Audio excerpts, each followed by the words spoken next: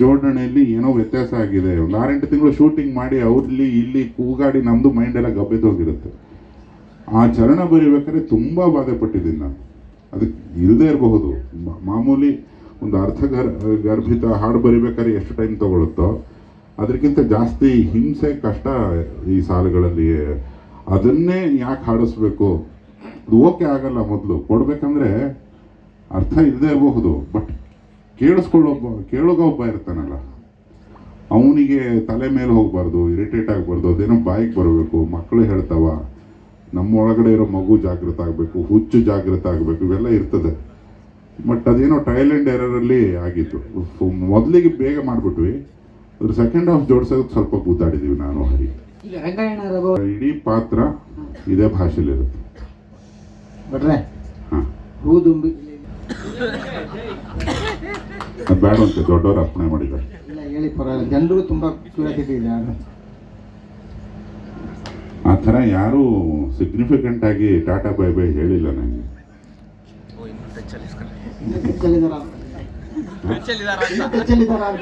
ಹಾಂ ಸರ್, ಅದು ಹಾಂ ಹೇಳಿ ಉತ್ತರ ಕೊಟ್ಬಿಡಿ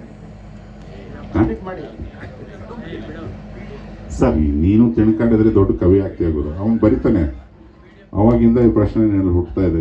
ನೀನು ಯಾರ್ಯಾರು ನೆನೆಸ್ಕೊಂಡು ಬರ್ದೇವೋ ಗೊತ್ತಿಲ್ಲ. ನಾನು ಯಾವತ್ತೂ ನೆನೆಸ್ಕೊಳ್ಳೋದು ಕಾವ್ಯ ಕನ್ನಿಕೆನ. ಅವಳಿಗೊಂದು ರೂಪ ಇರೋದಿಲ್ಲ. ಅವಳು ನನಗೆ ಬೇಕಾದಾಗ ತುಂಡ್ಲಂಗ ಹಾಕೋತಾಳೆ, ಅವಳು ನನಗೆ ಬೇಕಾದಾಗ ರೇಷ್ಮೆ ಸೀರೆ ಉಡ್ತಾಳೆ. ಅವಳಿಗೊಂದು ಮುಖ ಇರೋದಿಲ್ಲ, ಅವಳಿಗೊಂದು ಸೌಂದರ್ಯ ಇರೋದಿಲ್ಲ.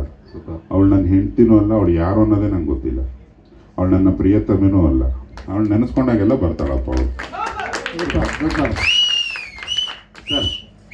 ಸರ್ ಸರ್ ಅಂದರೆ ನಾವು ಮಾಡೋ ಪ್ರತಿಯೊಂದು ಸಿನಿಮಾನೂ ಒಂದು ಮೈಲಿಗಲ್ಲಾಗಲಿ, ಒಂದು ಇತಿಹಾಸ ಆಗಲಿ, ಕೈ ತುಂಬ ಕಾಸು ಬಂದುಬಿಡ್ಲಿ, ಅಲೆ ಎದ್ದು ಬಿಡಲಿ ಅಂತಲೇ ಮಾಡೋದು.